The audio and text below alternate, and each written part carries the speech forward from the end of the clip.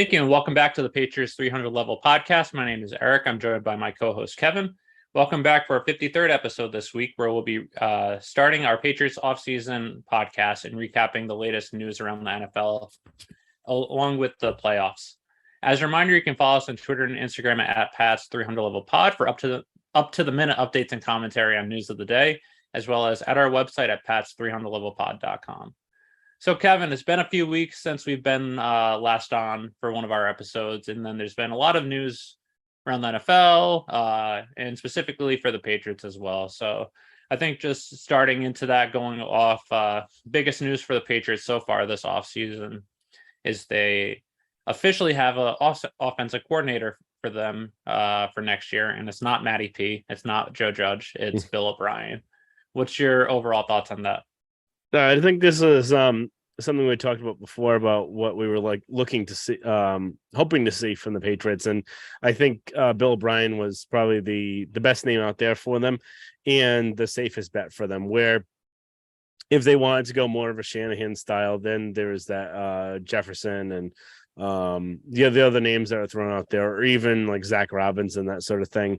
Yep. But I think we already know what Matt can do well, and that's the old style Patriots offense run under Josh McDaniels. And I think by having that, and also some of the kind of wherewithal that Billy O has from being with Alabama and just basically a lot of other places, he's a really good offensive mind, and I think will be really good for Mac. And I think he was the best person for the job. And I think the other thing with him too, where a lot of people, why wasn't he looking at, if he's so good, why isn't anyone else really interviewing him? And I think really with him, he's in a lot more unique situation than a lot of the other coaches, where has a child with special needs. So a lot of it is kind of family based, which he's trying to make some of his decisions for. Right when he was coaching Alabama, he was living away from his family for 2 years. So I think number one, being back with his family, is both him and his wife are from Massachusetts. So I think that makes a lot of things easier for him by having their kind of family support here, the hospitals, that sort of thing. So I think that's also why O'Brien wasn't really in the kind of the coaching search with everyone. I think he basically kind of told everyone it's going to be the Patriots, don't bother, that sort of thing. So unless it was going to be like a head coaching job, but I think this is best case scenario for them. Yeah, no, I agree completely. I think he was by far the number one option on the market for offensive coordinator. And he's also been in the system. He's had success in the system. So that's another thing that was attractive as well. And for him, just adding on to the point that you're saying, why wasn't he looking at other teams? I think part of it is he also knows that another aspect is he was a head coach and he's had success as a head coach. Hasn't had success really as a GM, but as a head coach, he was very successful. He brought the Texans, who's been pretty much in obscurity the last 3 years. They brought them to the playoffs 4 straight years with quarterbacks such as Brian Hoyer and Ryan Mallett in the AFC South. So he's had success. And for him to go to another team to be offensive coordinator, it has to be a situation where he feels comfortable. Where he feels comfortable with the staff around him, the head coach above him, along with the players as well. We saw what happened to Josh McDaniels when he was offensive coordinator for the Rams for a year, and he got fired, didn't have success there. So he wanted to. So for O'Brien, it makes the most sense to put yourself in a situation where you'll succeed, and by succeeding, you'll have another chance of being a head coach if that's what he aspires to be. So I think that makes the most sense as a Patriots fan as well. The thing I'm most looking forward to is seeing how he utilizes this tight end group going forward, whether it's the tight ends currently on the roster or if they get rid of, Jonnu Smith's going to be on the roster next year because of his cap situation. But if they get rid of Hunter Henry and they get another tight end, or they keep him, that's what has really struggled with the Patriots the last 4 years. But the last 2 years, especially when you invested so much money into the tight end position and to get the limited production that you got out of them, especially this year. Yep. Yeah, I think those are all kind of good points there too, where if you look at a lot of the other situations out there, other than the Patriots, there aren't too many great situations to go into. Other than the Chargers, and then I'd say probably the Cowboys are the only two situations that actually had quarterbacks that you would want to deal with. So quarterbacks and good surrounding pieces on offense. there's the Titans where he knows Mike Vrabel, Mhm. at least indirectly. I don't know how close the relationship is, but that's also a team where quarterback sucks. Mhm. It's pretty much just Derrick Henry, and if Derrick Henry gets hurt, you're kind of screwed. So Patriots would really make the most sense other than the Chargers or a situation like that where Chargers might have made sense if Staley gets fired next year, but they might Mhm. want to clean house if Staley gets fired too. So Yep. All right. Moving on. Brady retirement. I think we did a whole podcast about this we last did. year, so I don't think there's really too much to really add on here. It'd be just being a dead horse what we said. And the thing is, I did want to say on this, because I didn't want to spend too much time, but I'm actually more shocked, I think, this time than I was last year, because you'd have to think kind of everything that transpired where it looks like he kind of lost his family over deciding to come back and then deciding to end it off of that. And when everyone's saying like he's cooked, he's finished, and you can tell he's not if you actually watch him. It's not him that's the problem, it's the team. It's the same situation as 2019. So that's why I thought he was going to try and revitalize himself, go to a good situation like Vegas and have success there and kind of go out at least somewhat on top, maybe not winning a Super Bowl, but at least being successful again. So that was kind of the most surprising thing. Zolak actually had a couple of good kind of thoughts on this that maybe, and this also makes sense too, where the flight from Vegas to Miami, that's a pretty long flight, and that's his kids are based out of Miami or New York, so it's about what a 6 hour flight. 5 hour flight. So that's a long travel. It may not be something that he wanted to do. And Miami may have been the one situation he was looking at where if they move on from Tua, that may be a situation he wants to go to. The team's ready to win now. They just don't really have a quarterback. And at least that's what we feel. That's what we feel. And it'd be close by to two of his kids, and then a quick 2-hour flight to New York to see Jack. So, but since the news came out a couple days ago that they're sticking behind Tua is their guy, maybe that was the one door that he was hoping for that closed, and that's why he ended up announcing it. So, that might make sense. And also the whole family aspect that Zolak mentioned was that. One second.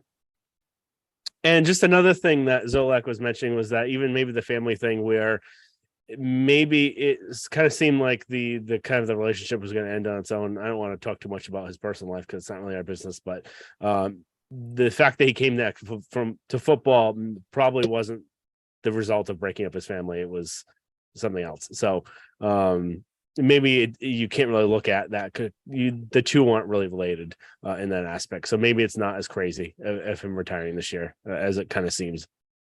Yeah, no, I agree. I was definitely surprised when I saw it this morning.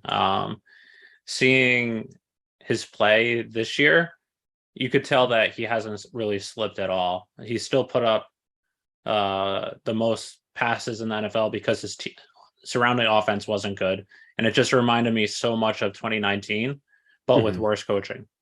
And we saw after that, a lot of people were saying, oh, he's finally hit the cliff or whatever. And then what does he do the next year? Went out, won the Super Bowl the next year, the following year, put up historic numbers and should have been the MVP. So I was definitely surprised. I thought that he'd try and prove people wrong. I can understand it though, especially after all that's happened to him this past year.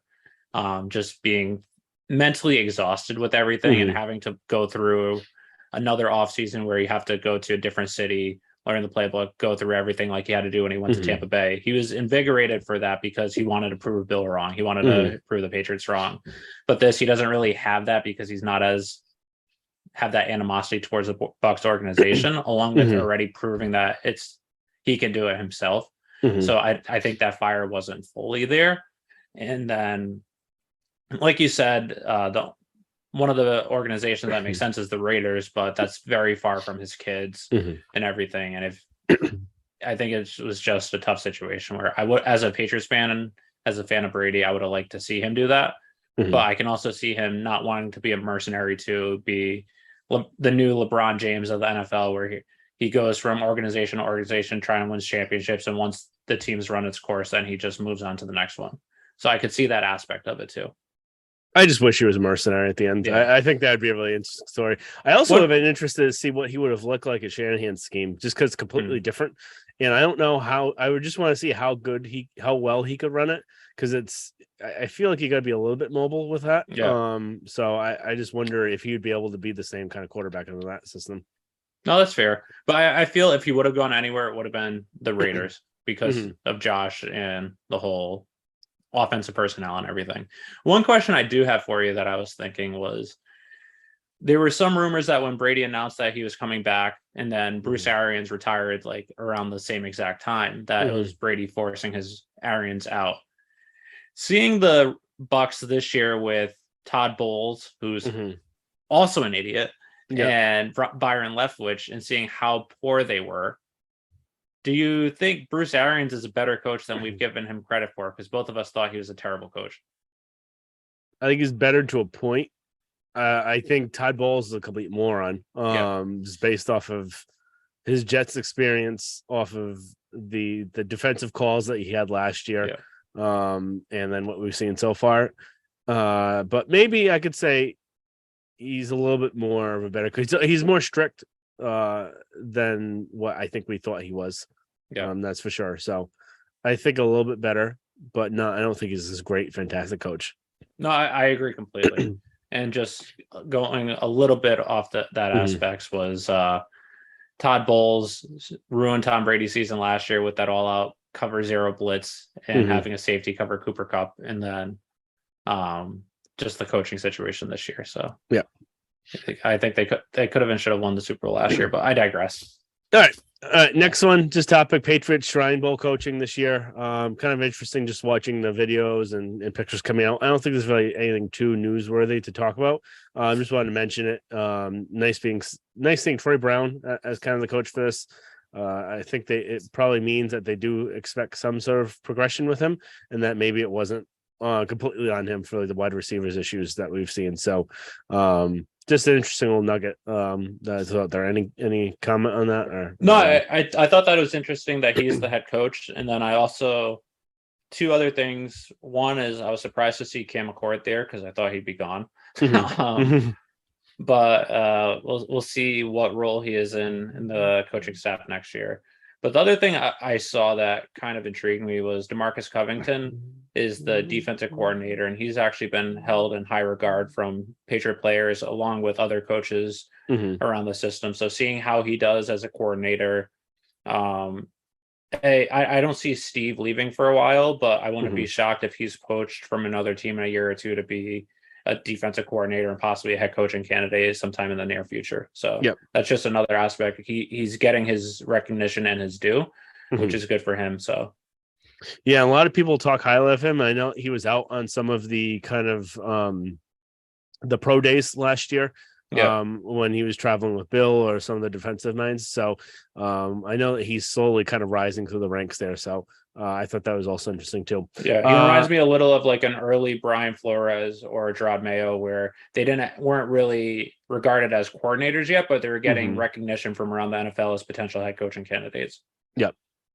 Next piece of news, Sean Payton to Denver. They're paying him, I think it was 85 million over 5 years, or ended up being like 17.5 million a year over 5 years. Yeah, And Denver's giving up this year's first, so that's the first they had from the 49ers. And then they're giving up next year's second, and they're gonna get Sean Payton in a third round pick for next year from the Saints. So pretty big haul for yeah, Payton. I'm still kind of confused why he would go to that situation where he must have a lot of faith in Russell Wilson, because number one, you don't have any draft capital really the next year or two, or do they next have a 2 years. next 2 years for? Actually, no, they have a first round pick They next have year, a right? first round next year, but Hmm. it's this year. You don't have a first. You don't have a Yeah. first last year. You don't have a second Hmm. this year. You don't have a second next year. Yeah. So it's going to be pretty tight with trying to upgrade your talent. And especially if Russell Wilson isn't the guy. And again, the cap can be manipulated a whole bunch of ways. So Yeah, they could always sign someone and backload the contract. So that way and put some dummy years. So that way, pretty much what the Saints did with Sean Payton when he was their coach. yeah. So he's really good at really trashing the cap, and you can see what the Saints are looking like right now because of Yep. that. But I just thought it was interesting. It's a really tough division to go to. I don't think Russell Wilson's good anymore. Um, and their defense is pretty good. So if they figure out on offense, they're actually they have the best ranked defense in the NFL this year. Yeah, so maybe that's what he thinks, that his touch could kind of fix him enough. And hell, he won with crab legs. He won with Hill, so he could probably figure it out with Russell Wilson. But I just a weird. I didn't expect him going to Denver. I would have thought other places, like either the Cardinals or holding out for Brandon Staley at Cannes, because that's going to happen eventually. So yeah, so I initially thought he was going to go to the Chargers, and then Staley didn't get fired, which as a Patriots fan I'm thankful for, because Staley's not a good coach. But I think it makes sense, because there's been a lot of rumors, especially that I've heard in the San Diego area, that Spanos, the Chargers owner, is very cheap and doesn't have a lot of money available. So he probably wouldn't be able to pony up the amount of money that is needed to bring in a Sean Payton. So even though the Chargers as a coaching position might be the most ideal situation, he might not be getting the money that he is from Denver, which is an ownership group that is, I think, the wealthiest ownership group in the NFL right now, until Jeff Bezos buys the Commanders, and they can pretty much pay whatever they want. The draft capital, it makes sense if you think he is a top 3 head coach. We've seen in the NFL, there's a lot of coaches that just aren't that good, make not smart decisions. We saw that with Staley. We've seen that just all around the NFL. So Hackett, that's a perfect example. And we've seen what good head coaches like Belichick did with the Patriots, and the Patriots gave up a first rounder for Belichick. We saw what Vrabel's done in Tennessee. So good head coach is one of the most important things in the NFL outside of a quarterback, possibly even more than a quarterback. So if you think he really is the difference maker, it's worth it.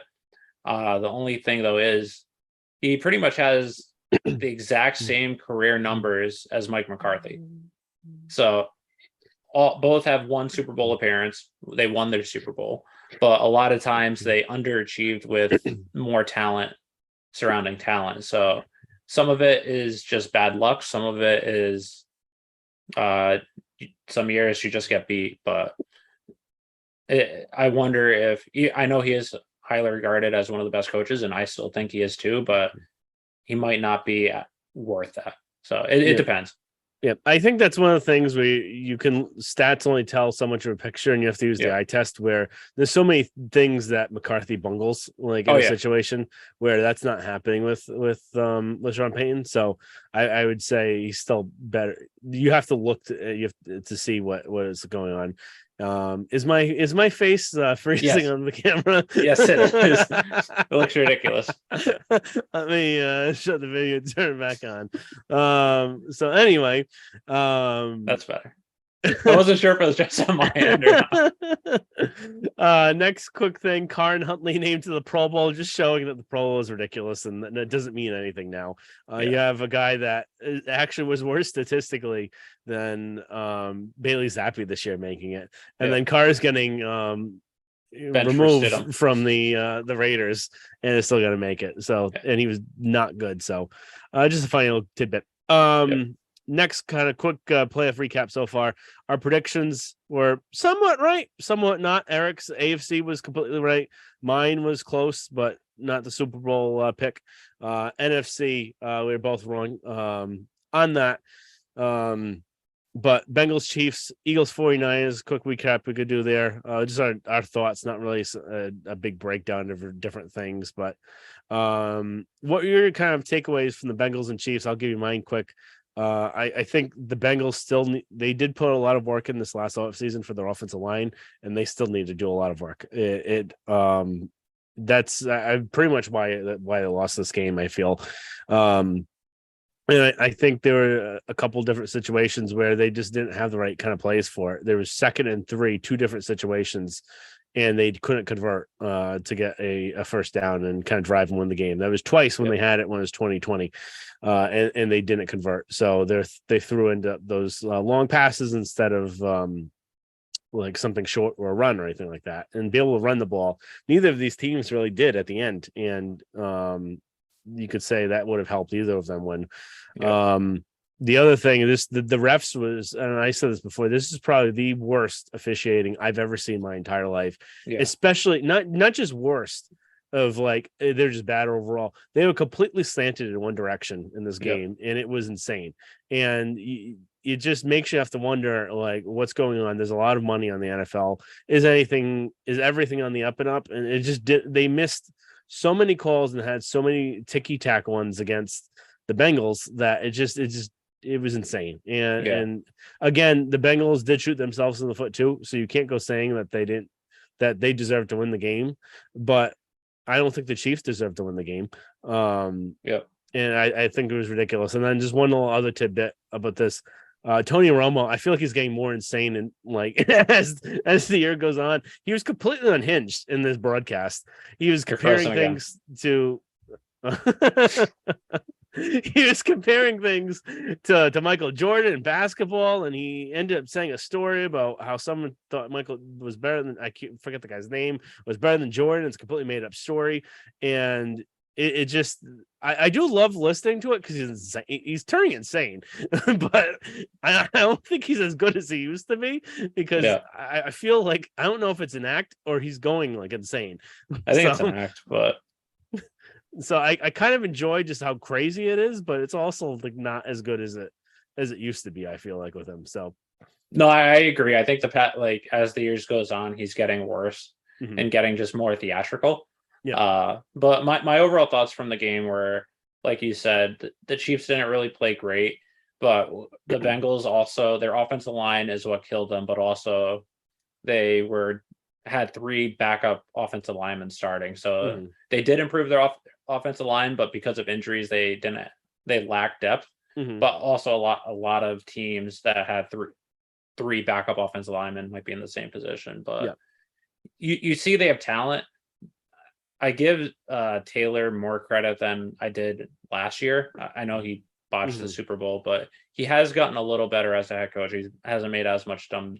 He almost did in this game when he almost decided to accept the holding penalty. Yeah, I know that was one, but you could tell he didn't want to accept it either. He kept biting his lip after he did it, and he was like, "Are you doing the right thing?"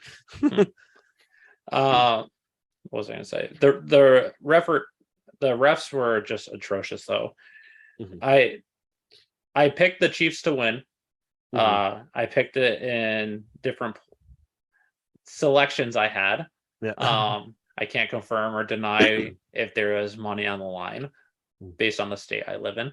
But so I was rooting for the Chiefs to win from that aspect, but it was just completely one-sided where the penalty versus Patrick Mahomes, it was ticky-tack. It technically was a late hit out of bounds. He kind of barely touched him and it looked like he flopped, but based on the rule, that should have been a penalty.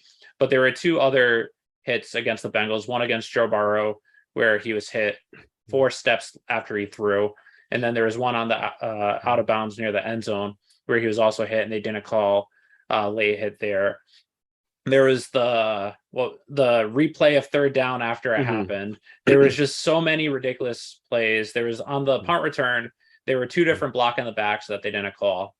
On the last play, the scramble by Mahomes, there were 3 different holds on the offensive line that were completely clear right in the refs' line of vision that they didn't call. So it just makes you wonder. We've seen, at least from our point of view as Patriot fans, the last few years, last 4 dating back to like 2019, some pretty bad officiated games. I thought for a while the Chiefs game in 2019 was one of the worst I've seen. That doesn't even compare to this game. This was just so one-sided, so many missed calls against the Chiefs and so many ticky-tack calls against the Bengals. Yep. And then Eagles 49ers, I don't really have much here just because when you other than that, Shanahan, I feel like has the worst luck in the world because when you're down to having no quarterbacks and you're on your 4th string quarterback and he gets hurt, I just like obviously you're not going to win that game. And then there's a couple other situations that they were actually kind of screwed a couple of times too. There was the first touchdown that should have been a touchdown. Oh, it should have been an end of possession for them. And then there was another one afterwards. They still wouldn't have scored enough, but it was just kind of crazy how that game unfolded. And you were hoping for a better game and kind of see what Purdy had. But Not anything there. I think the biggest kind of story out of that, other than Purdy tearing his UCL, was just Jimmy just laughing it up on the sideline. Yeah.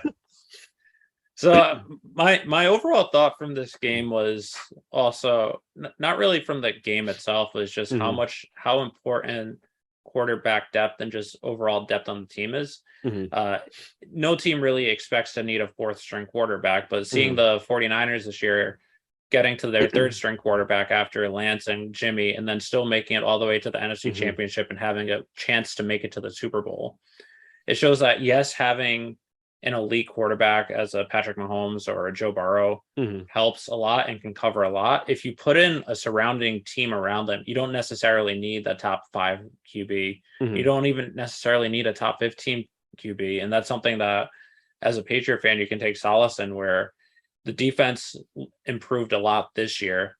You have some pieces on offense.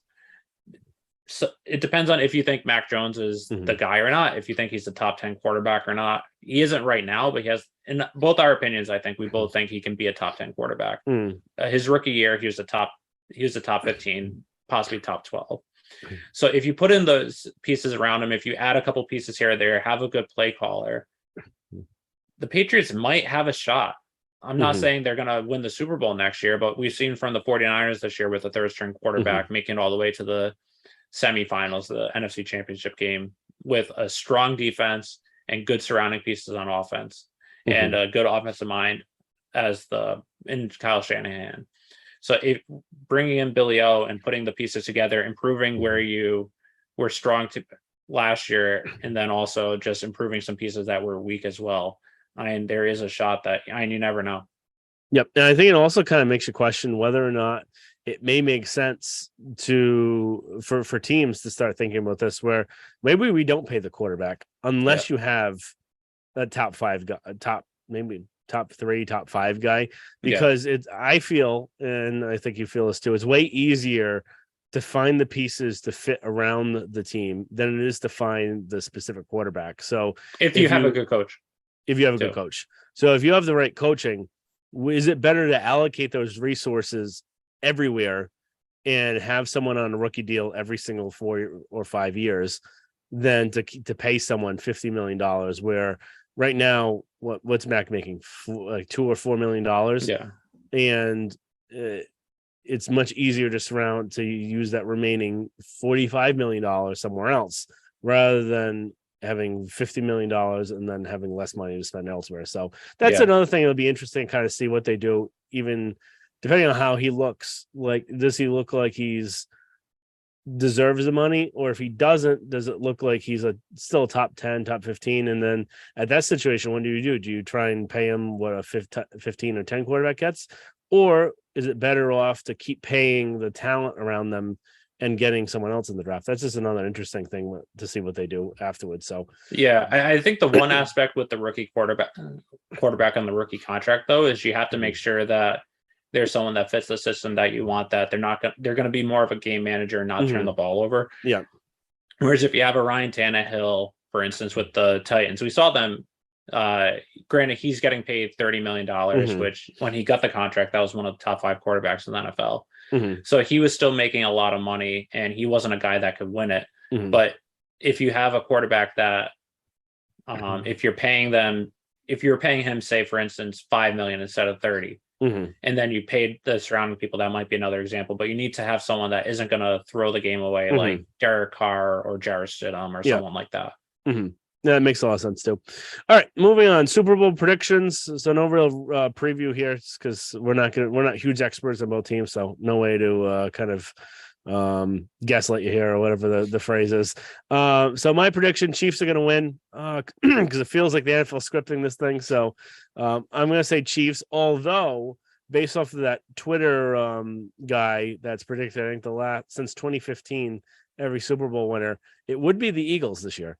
And they are in the Super Bowl, and that's a pretty interesting thing to think about. So maybe he was in the DeLorean and knows all the winners. So if he does win, if the Eagles do win this, I will be betting on the Bills for next year. You son of a bitch. So I think the Chiefs going into the playoffs, they're going into the playoffs, the top five teams in the whole NFL were Chiefs, Bengals, Bills, 49ers, Eagles. And Bengals, I didn't see them make it to the Super Bowl 2 years in a row because that's very rare these days, except for the Chiefs, Patriots. Bills, I still thought they were going to have the Bills jinx or curse, so they weren't going to make it. And then 49ers, they're not going to win it because Kyle Shanahan's going to find a way to screw it. So it was either the Eagles, which I thought were a year away, or the Chiefs. So by default, Chiefs. You have Patrick Mahomes, who's one of the best quarterbacks in the NFL. So I still have I'm sticking with my guns. I have the Chiefs winning third 27-23. But I don't know if I've ever gone into a Super Bowl where I can't stand either team as much as this one. Oh, so yeah. I can't stand the Chiefs. I can't stand the Eagles. Eagles team overall isn't as bad, so I'm rooting for the Eagles, even though I picked the Chiefs. But I can't stand Travis Kelce. I can't stand Chiefs fans that if the Chiefs win, they're going to say Patrick Mahomes is better than Brady because he's won 2 or crap like that. So I'm not looking forward to the Super Bowl. I wish it was 49ers or Bengals or a team that I could at least root for. But yeah, the same thing here. That's the other thing I forgot to mention, that this is probably the worst case scenario for a a Super Bowl, because second worst for me. I'd rather have Chiefs than Bills, but it's pretty much as bad as it gets. Yeah. So the Chiefs again. Travis Kelce is the biggest D-bag in the world. And even his reactions after the game, he's just such a moron. And then all the Chiefs fans with praising how good Mahomes, and Mahomes is good, and he's probably the number 1 quarterback in the league. But just the amount of praise that he gets, that's over the top, and they say that he's no one respects him. Everyone respects him. Everyone says he's the best quarterback in the league. And so just all that. Everyone's saying his incompletion from the Super Bowl 2 years ago was the greatest play in Super Bowl history, and it was an incompletion. Yeah. And then I just feel like they're just so like pompous, the whole team. Where they do crazy things just because they can. Like Mahomes, he does those no-look passes. And there was a bunch of that like hook and ladder play they ran last game, the game when Kelce threw it to with the wide receiver, the lateral. And then there was that ring around the rosy play and all this sorts of nonsense things where like it's too much. And I actually kind of like Reed just because he's a big fat guy.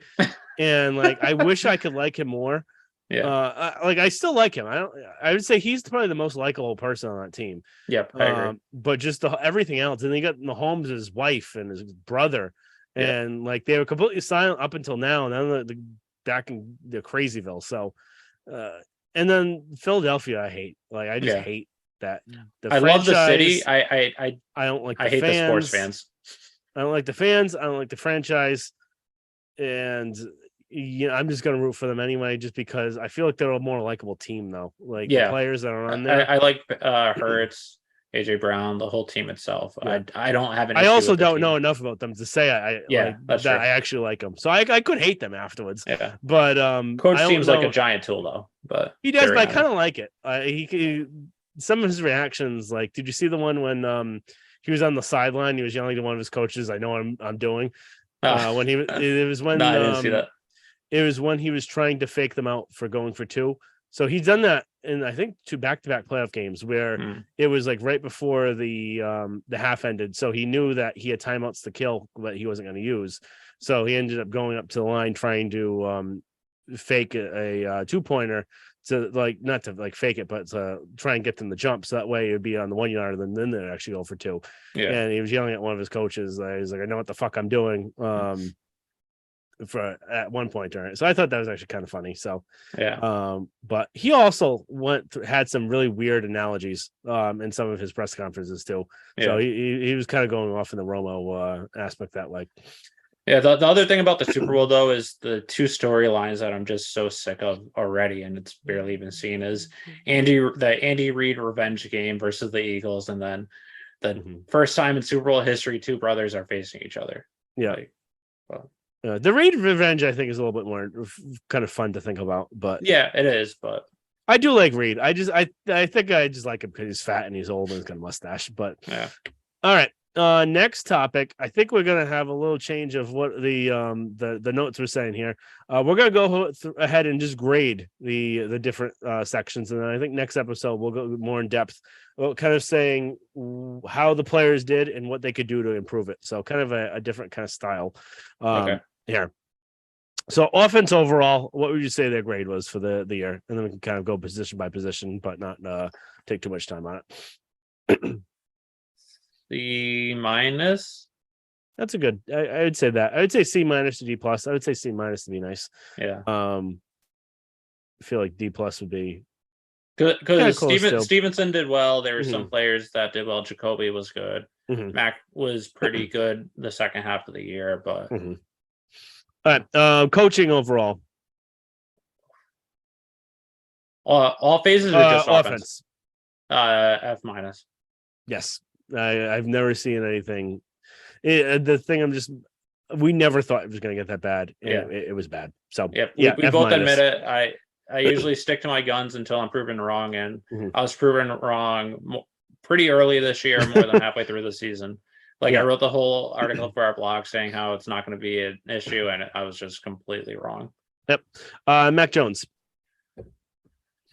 It's tough to give him a grade, and I'm going back and forth because he should have taken the second year jump this year, but because of the situation around him also getting hurt, I'd go C. I thought he was. I thought the second half of the year he was actually pretty good. His play was better than last year, but he didn't take the jump I was expecting him to take. Yep, I'm going to say. But again, C. I think that's on coaching. Yeah, C, and it's kind of a lost year, so it's an incomplete, I would say. Yeah. So one of those grades you would get if you didn't finish your assignment. So I'd say an incomplete just because he didn't have everything around him. Running back. I'd go A. Yeah, I'd say Stevenson broke out more this year than I was expecting. Harris was hurt a lot, so it's kind of he didn't have as good of a year as I was hoping. But then towards the end of the year, Pierce Strong and Kevin Harris both show promise. And then Stevenson in the pass game, even though it's the running attack, him in the pass game is what really surprised me. Yep. I'm just going to say A minus because Stevenson did start to get gassed by the end of the year. Yeah. And they didn't really have much to kind of help relieve that just because Harris was hurt. So A minus there, but still very similar. Wide receivers. D plus. Jacoby was pretty good. Parker was good in spurts. Aguilar was terrible. Bourne didn't see the field, and I don't know if it's his fault or Patricia's or both. Thornton was, after having a great camp, was just not. He was a disappointment. Yep. And then I can't remember if we grouped tight ends. No, we didn't group tight ends. So yeah, I'd say D or whatever I said. D plus. I think you said D plus. I'm gonna say D plus as well, and part of this is on coaching too, because the route combinations, route issues, and route timings, but they weren't running the routes cleanly. They played. A lot of people had no idea where they're supposed to be. It was just a complete mess, and I feel like O'Brien's going to fix a lot of that. So even though the talent's somewhat there, they need a number one. We'll get into another episode. Tight ends. F. I'm going to say D. Jonnu Smith had a worse year than last year, yeah, statistically, and last year was awful. And then Hunter Henry, outside of the Vikings game, and then one other game I can't remember which one it was, he was atrocious too. He didn't turn his head around. He didn't put up the production. So F, because of how much they're getting paid and how important they are for this offense. And going into the year, I said the X factor for this offense was Jonnu Smith, because I assumed that Hunter Henry's production was going to get better because he put up the red zone production, but he didn't get his head around. I thought being on the same page with Mac Moore, having another offseason, he would get better too. So from what I was expecting, an F. I'm going to change my grade. I was going to D. I'm going to say F too. Just because of how much they're getting paid to. And it's also scary to think that Jonnu Smith was the tight end they were targeting initially. Yeah. So imagine if Henry did get another offer elsewhere and didn't come here.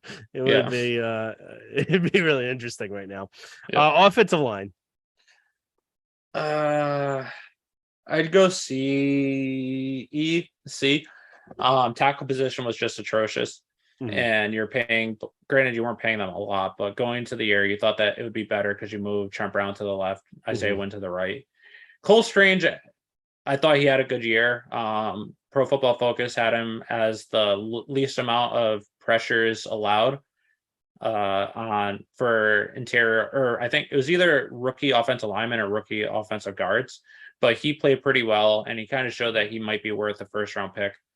He was inconsistent. He had some games where he wasn't great, but overall for the season, I thought he was good. Michael Onwenu was one of the best guards in football. David Andrews was one of the better centers in the league. He did have a couple bad games here and there, but how bad that tackle position was really hurt this team.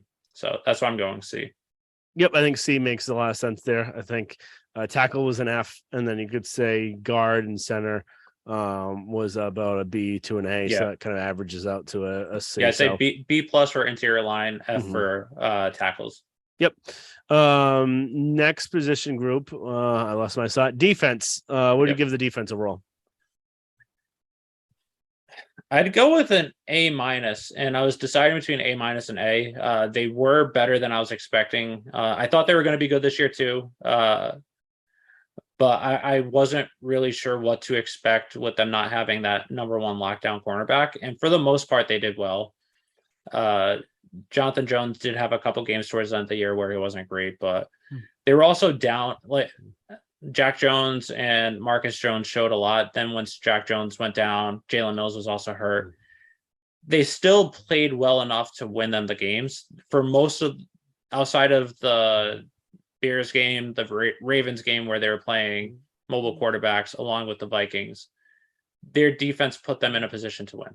And that's all you can ask for. Yeah, I'm going to say B plus there because some of the games where they were facing better quarterbacks, they didn't look as good. They did feast off of the backup quarterbacks. But I think this is another kind of incomplete where we don't really know what they would look like against a full season of normal quarterbacks. So that would have been kind of an interesting thing. So from my point of view, I think that's a fair point, but my point of view is they showed enough when they had to against the Bengals. Yes, they were bad the first half and they got lucky at some points in the second half, but they held Bengals to 21 points, I believe. The Bills game, last game of the season, they held the Bills to 21 points. They should have won that game too. So they did get better. The Vikings game was bad. The mobile quarterback games were bad, but they should have beaten several of those teams where even though they didn't get a win against a starting quarterback, really, they still should have won some of those games. Or they put the team in a position to win. All right. The defensive line / rushers. I'd have to go A plus, A, because there were some games where they didn't get the production they needed, but the just career year by Dietrich Wise is what surprised me the most. He didn't have as great of a second half or have the production, but part of that's also because Josh Uche showed up and then Judon was doing well. So he didn't really need to get that production. Plus he was also getting a little more double teamed. So Judon having 15.5 sacks, I believe, Uche having double digits, Wise giving you 7.5. I think it was 7.5. And then Barmore, once he came back from his injury, was just a monster. So that defensive line and the pass rush was their strong point this year. And it's going to have to be again next year too. But seeing who you're coming back with and how the seasons that they had, I think that could be a way to help this team win is with that pass rush. Yep. I would say A minus here. I think they could have been a little bit better against the run. But I think they're actually a lot more improved than what we were kind of expecting them to look like. Linebacker. C minus. It's tough to grade this one because they didn't really use a lot of linebacker sets and they used a lot of safety combinations. But I thought Bentley had a really good year. I thought Tavai surprisingly had a really good year. McMillan was a disappointment. Mac Wilson was a disappointment. McGrone, who we had big hopes for coming into the offseason, was a disappointment. So it's kind of tough to say. I thought the year that Tavai had and Bentley had was really good. And you do need another linebacker too, but having the safety group that they had this year, it wasn't as important as it might have been in years past. I'd say C plus there. Secondary.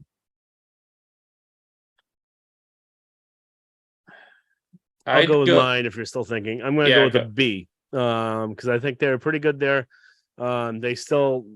They lacked like a lockdown corner situation against the good yeah, wide receivers, and they got burned that way a bunch of times. And then Duggar as well, where he did flash a lot, but there was also a lot of plays where he was in the wrong position or he bit too yeah, early, and he kind of killed them that way too. So there's the Miami game that's the first one that comes to mind yeah. where he took the wrong route, and then there's a few other instances where he makes about one or two kind of plays a game where it's just not the right thing to do, and he needs to shore that up in order to become an elite safety and not Yeah. just a good to very good like flashy safety. He's kind of like a Jamie Collins right now, where he makes the flashy plays, but he's also can hurt you by like kind of a boneheaded mistake. Yeah. No, I think that's fair. I'm gonna go B plus because the cornerback position, especially considering how they were without Jalen Mills for pretty much the second half of the year, and then Jack Jones too when he went down, and they still played well. They didn't have that lockdown corner, but Jonathan Jones did well in most games. There were some games where he was awful, but in most games he was good enough to be that position. The safety position was pretty good. They did lack in some aspects too, but they kept them in games. So I'd go B plus considering what you would expect for a team that didn't have that number one lockdown corner. All right. And then special teams. I don't know how to grade this. So we're just gonna do it individually then. Okay. Nick Folk, I'd go A. He did miss a couple kicks here and there, but they were tough kicks. So he's just Big Dick Nick, where you kind of take it for granted how good, how consistent he's been since he's been here. Are we going? Do you want me to do each position, or do you want to switch off? Oh, good. So Falk, I was gonna say B plus. I think he was better than that. He missed some kicks at the end, and then also just it's not his fault because he's old, doesn't have a big leg, but the fact that he isn't able to kick off far actually did end up hurting them, especially in the Bills game where it did, but I don't put that against him because he wasn't signed here to be the kickoff guy. They already had Bailey who had that position. So when they signed him, it was just to kick field goals. Yeah. And for the most part, I think they would take his field goal kicking with the trade-off that he's not able to get touchbacks because he's been so lights out in his kicking. So I'm just grading at the the kicker position. And I know it's not his fault. He can't get the distance, but that was a shortcoming of the position there. Yeah, so that's fair. Punter F minus. Yeah. Awful. And then Marcus Jones returned, I would say and then the only him returning. When they initially had Miles Bryant, that was a D. F. Or an F, yeah. Yeah, there were two times he almost screwed them. Yeah. But Marcus Jones A plus.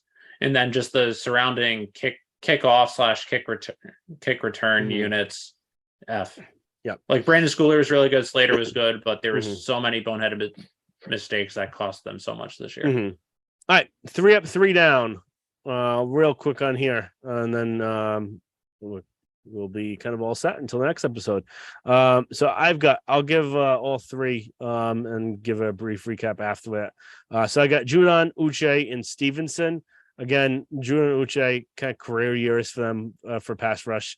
Uche really took that next step forward and really had the power rush now too. And then Stevenson is looking like we all thought he kind of could look like feature back. Anytime he's hit, he's not going down at first contact. So it's really kind of cool to see how many yards after contact he can get. So I thought those were the best 3 players of the year. So for me, my one up is Stevenson because he took that next step where he can be a 3 down running back, but also in the passing game too, where he led the team in receptions. I know towards the end of the year he did get gassed, but for the most part, he showed the versatility, the power, the speed to be a number 1 back and be one of the best backs in the NFL. Number 2, I'm gonna do Judon / Uche. I thought they both showed up, and Judon had a better year than last year. He didn't get as winded as the season went on, and then Uche kind of showed his promise that he's shown the first 2.5 seasons of his career, but he didn't have anything. He showed the burst, but didn't really put it all together, and he finally did this year. And number 3, Dietrich Wise. I think we sometimes forget how important he was to this defense the first half of the year. He was just all over the field doing so well. So yeah, I think it would be remiss not to include him in the top 3, which is why I put Judon and Uche together. Yeah, that's fair. And then 3 down, I've got coaching overall, offensive tackle position, and John Smith. Coaching, like you said, offensive coaching was horrible. Special teams coaching, it was horrible. Offensive tackles were horrible. I don't think there's really much to mention on there. And then also, John Smith was also horrible and was getting paid as one of the top tight ends in the league and was horrible. And I'm starting to think that he really only had one good year in Tennessee, and it wasn't even that good. I think he had 40 something catches. So maybe he's just not, I think, good. 9 touchdowns or something like that. And he was 24 or 25 at the time. So maybe he's just not good. Or maybe he's not being used the right way. Or maybe he's an idiot. Or maybe it's a combination of all 3. That's why I'm interested to see what Billy O does with him. Because we saw what Billy O did with the 2 tight end sets with Gronk and Hernandez. Granted, Gronk and the football aspect of Hernandez were 2 of the best versatility tight ends you could have on in the game. Yeah. Mine, I'm going 5 down just because there were so many aspects. I almost didn't, but go with coaching just because it's a given. But how bad Matt Patricia was, how bad Cam Accord was, I think it's you have to include it. That they both were just atrocious. You could argue Matt Patricia was the worst offensive coordinator in the NFL. Cam Accord was the worst special teams coordinator in the NFL. And special teams, especially for a Bill Belichick coach team, which put so much importance on it. Was so much shocking. Money. Yeah. And that's 2 years in a row where Cam Accord did a very bad job as a special teams coordinator.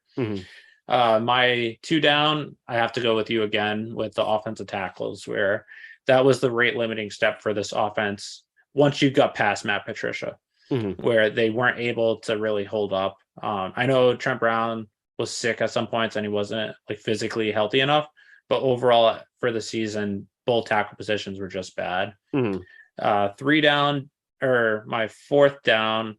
No, that's my 3rd. 3rd down is Jonnu Smith as well. Going into the season, I had him as my X factor because seeing his athleticism, his body type as tight end, if you use the 2 tight end sets appropriately, like Billy O used to do, that could really open up this offense. And he just has not put it together. Number 4, I'm going with the punting position, Jake Bailey / Pilardi. Pilardi, it's not really his fault. He shouldn't be an NFL punter. But Jake Bailey, he signed contract extension after a bad year last year. And you thought maybe it was just injuries or something like that. But he was just so inconsistent where he'd have some really good punts, but then he'd shank one or have one awful punt. He'd had 3 good punts and then an awful punt. So then also him getting hurt and not playing the end of the year cost them too, because if he was kicking off against the Bills, Patriots might win that game. And then my 5 down, I don't know if it's really fair to include him in this, but I'm going to go with Adrian Phillips just because he did have a down year compared to how he was one of the most important players on this defense last year. He was probably top 2 or top 3 players, a potential all-pro safety last year. And it just looked like his play slipped. He still was good, but he wasn't anywhere close to what he was last year. And especially covering tight ends, him and Doug are both, they were one of the best groups of covering tight ends last year, but they allowed, I think, 11 touchdowns to tight ends this year when you combine the 2 of them. So his importance to this defense, how we saw it last year, and he just wasn't the same player this year. So that's why I'm including him there for what I was expecting from the 3 and 4 safety groupings this year on the defense. That's really fair. And he really kind of you just never really thought about him because he wasn't doing anything good, wasn't doing anything like really, really bad, but just wasn't as good as he needed to be. Yeah. But all right, that's it for the show today. So thank you everyone for listening. Make sure you subscribe, rate, and review. Follow us on Instagram and Twitter at Pats for Handle Level Pod for up-to-date updates, news of the day. See our commentary of during the Super Bowl.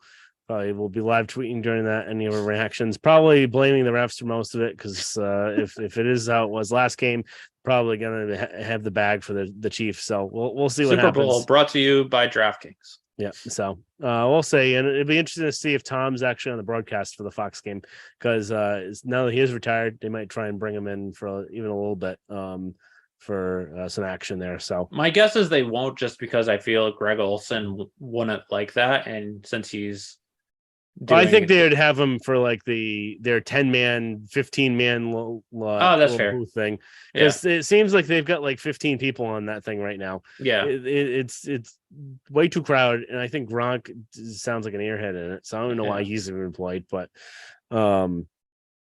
maybe he'll be on that. I don't think he'll be on the actual physical like play-by-play color commenting broadcast, but Yeah, I that's think fair. in kind of that table sort of setting. So interesting to see. So we'll talk to you guys next time. Give our thoughts about what happened in the Super Bowl, and then start some of our kind of off-season podcasts where recapping or kind of previewing what we think the Patriots should do, some of the moves they need to make, and what positions they're kind of lacking in. So thank you for listening, and talk to you next time.